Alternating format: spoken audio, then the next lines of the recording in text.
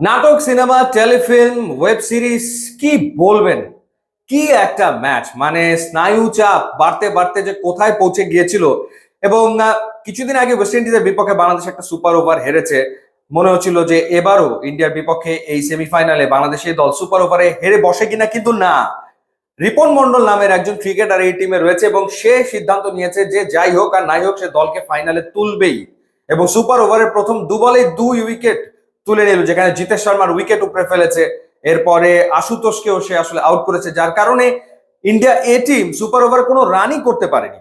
কিন্তু নাটক তখনও বাকি, কারণ আমাদের ইয়াসির রাব্বি এত অভিজ্ঞ একজন ক্রিকেটার, তিনি ব্যাট করতে গেলেন কমন সেন্সকে ড্রেসিং রুমে রেখে তিনি ব্যাট করতে গেলেন।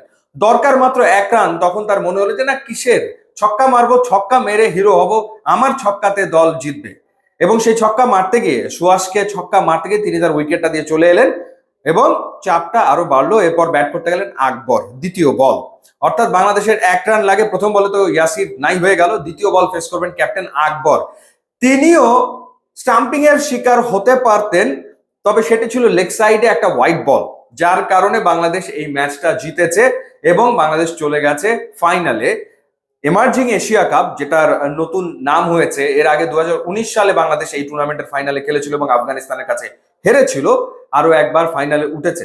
এর আগে কমন সেন্স নিয়ে যদি কথা বলি, মানে ম্যাচ তো আসলে সুপার ওভারে যাওয়ারই কথা না, সেখানেও কিন্তু আকবরের কমন সেন্সের অভাব আমরা দেখলাম। কারণ লাস্ট ওভার যেটা চলছিল, যে ওভারটা রকিবুল করছিল, সেই লাস্ট ওভারের শেষ বলে ইন্ডিয়ার জয়ের জন্য দরকার হচ্ছে 4 রান, আর 3 রান হলে ম্যাচটা চলে যাবে সুপার ওভারে। সেই শেষ বলে ব্যাটসম্যান যে ছিল দুবে, সে লং অফে বলটাকে খেললো এবং ওখানে 1 রান হয়, টেনে টুনে 2 রান হতে পারে, 3 রান কোনোভাবে হয় না। লং অফের ফিল্ডার থ্রো করলো আকবরকে, দুই ব্যাটার 2 রানের জন্য প্রান্ত বদল করলেন।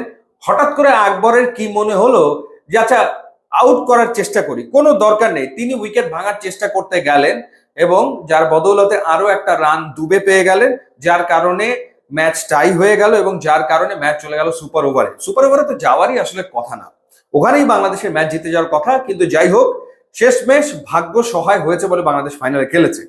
না হলে বাংলাদেশ এরকম blunder through out the match অনেকগুলো করেছে ফিল্ডিং এর ক্ষেত্রে। যেমন আকবর যে ক্যাচ ফেলে দিয়েছে, নেহালের মতো প্লেয়ারের ক্যাচ আকবর ফেলে দিয়েছে এবং সেটা একটা লোপ্পা ক্যাচ, সহজ একটা ক্যাচ আকবর ড্রপ করেছে।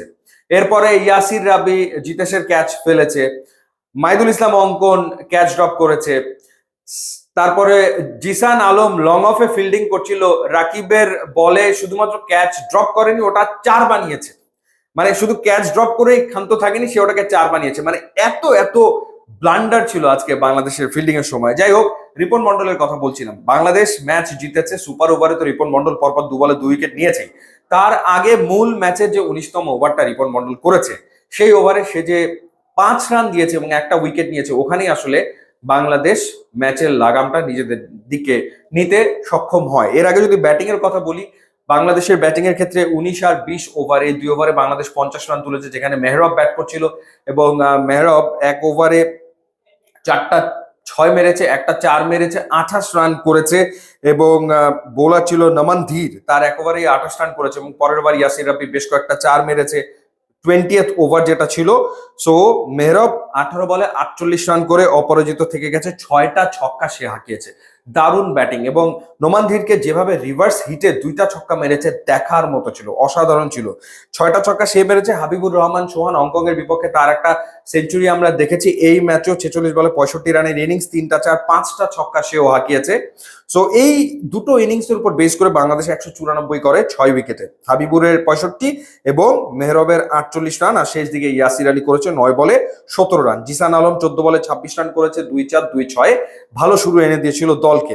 বাংলাদেশ টোটাল 11 12 13 14 15টা ছক্কা মেরেছে, যেটা আমরা আসলে ন্যাশনাল টিমে তো দেখি না এরকম ব্যাটিং।